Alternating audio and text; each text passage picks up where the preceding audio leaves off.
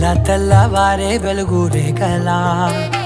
పచ్చ పచ్చ పచ్చి మట్టి బొమ్మలా అల్లి బిల్లి వెన్న పాల నురగలా అచ్చ తెలుగు ఇంటి పూల కొమ్మలా దేవదేవుడే పంపగా ఇలా దేవతే మా ఇంట అడుగే పెట్టెనంట బ్రహ్మ కళ్ళలో కాంతులే మా అమ్మలా మా కోసం మళ్ళీ లాలి పాడేనంట